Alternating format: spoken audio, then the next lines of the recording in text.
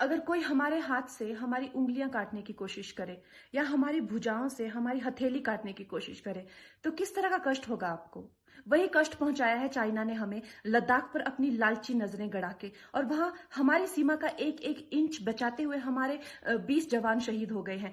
क्या भूल पाएंगे आप उनकी माओं के आंसू, उनकी विधवाओं की चीखें और उनके बच्चों के दिए बलिदान को?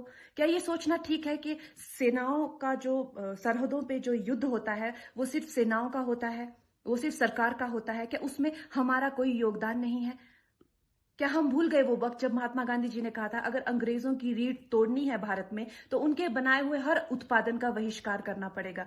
तो क्या ये जरूरी नहीं है कि हम भी इस युद्ध में हिस्सा लें, क्योंकि लद्दाख सिर्फ एक जमीन का टुकड़ा नहीं है, भारत की अस्मिता का एक बहुत बड़ा हिस्सा है, भारत की हथेली है। हम उसे किसी तरह से इस दुश्मनों के उनके गंदे इरादों में सफल नहीं होने दे सकते। तो क्या हम लोगों को इसमें हिस्सा नहीं लेना चाहिए कि जो चाइनीज जितनी भी गुड्स हैं, जितने भी उनके प्रोडक्ट्स हैं, जिन भी कंपनीज में उन्होंने इन्वेस्ट किया हुआ है, उनसे उनको रिटर्न्स आते हैं, रेवेन्यूज आते हैं, ऑर्गेनाइजेशंस हैं, उन सब का बहिष्कार करें, ताकि वो उस संपत्ति से जो यहां से इंडिया से इकट्ठी करके जाते हैं, उस संपत्ति से हथियार खरीद के हमारे सैनिकों के सीने छन्नी करते हैं। तो क्या हम उन इस युद्ध में हम चाइना का साथ दे सकते हैं? आप बताइए।